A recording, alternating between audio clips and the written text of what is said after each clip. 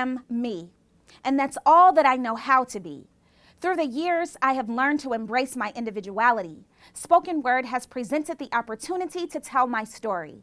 Locally and internationally, I have traveled to distant lands, educating communities about sexually transmitted infection and disease, armed with ideas, determination, and lots of curiosity. Now able to express my passions through poetry, my fears flow from my pen to the page and now to the worldwide web stage. My story is about verbally coming of age. Communication has enhanced my integrity. The people that I serve prompt personal accountability because now I have a responsibility not only to individuals that look like me, but to motivate any person that has a desire and a dream. I am proof that overcoming obstacles is a reality. I grew to possess my destiny. Once a shy little girl who could never muster the courage to speak, I'm now able to share my gifts and teach. My message has been given arms to reach, and for this, I am thankful. Greetings, everyone. My name is Shaneah Taylor, and I am a senior research coordinator with Dr. Simon's team. I am also an educator that has taught many aspiring minds to develop their talents in creative formats. I enjoy utilizing spoken word to tell my story in poetic format. Storytelling is extremely important in our world today. If you think about it, stories are everywhere. In the movies, in our conversations with friends, in the fiction we read, we can't escape the impact of stories in our personal lives and the lives of others. The importance of storytelling continues even in the workplace and in your efforts to advance your career. Stories provide a platform for people to get to know you and what you're passionate about. I believe spoken word is an interesting way to convey the most important parts of your personal story, interest, and background to someone who is curious about learning more about you. I use poetry since that's what I'm good at, but there are several ways to put together a short and interesting speech about your personal story that will positively impact your listener.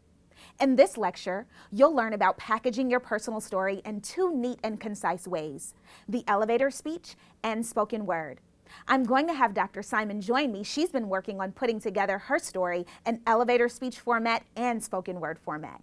First, the elevator speech, also known as the elevator pitch. Ever heard of love at first sight?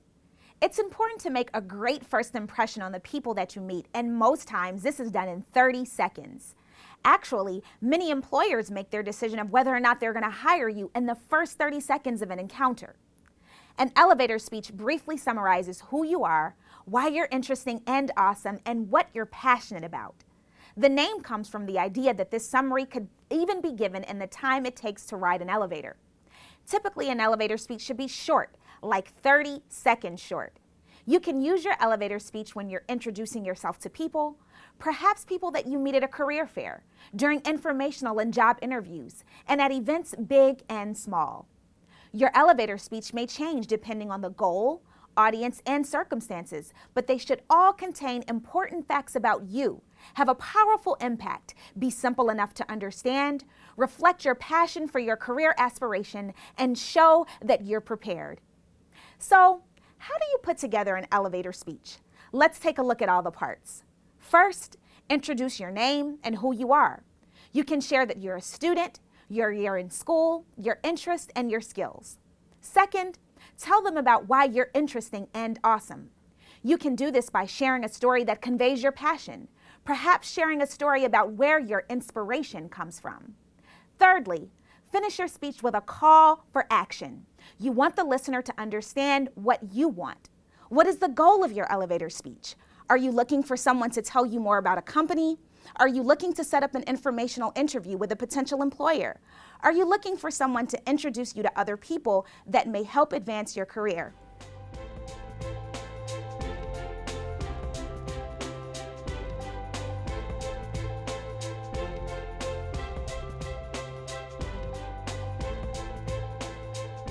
Now I'm going to invite Dr. Simon to join me so that she can display her talent.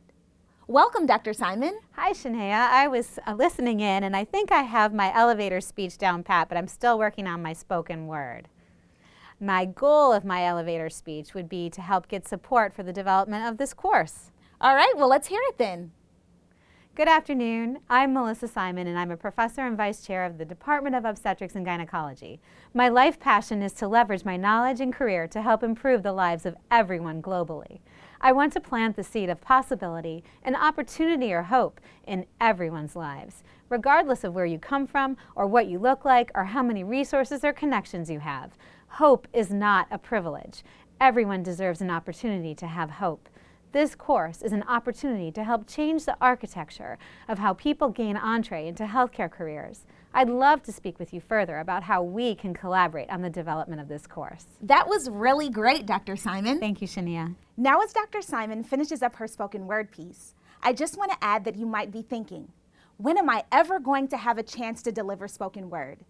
Spoken word can be used as a process to get you thinking, to help tap into the most creative and passionate parts of yourself so that when you do encounter the potential employer, you won't hold back. Even if you can't deliver your speech in poetry format, at least take the time to write it out. What most people don't realize is that they already have essential elements that are needed to put together a unique spoken word poem. This is what I call the 3 Ps. You have passion, purpose, and a platform. You want to passionately deliver your interest in a way that your listeners will be convinced that you are serious about what you're saying. You must remember that passion cannot be conveyed without a little sprinkle of vulnerability. You must reveal a little bit about yourself to your audience and explain that some of the things that you've had to go through to get where you are.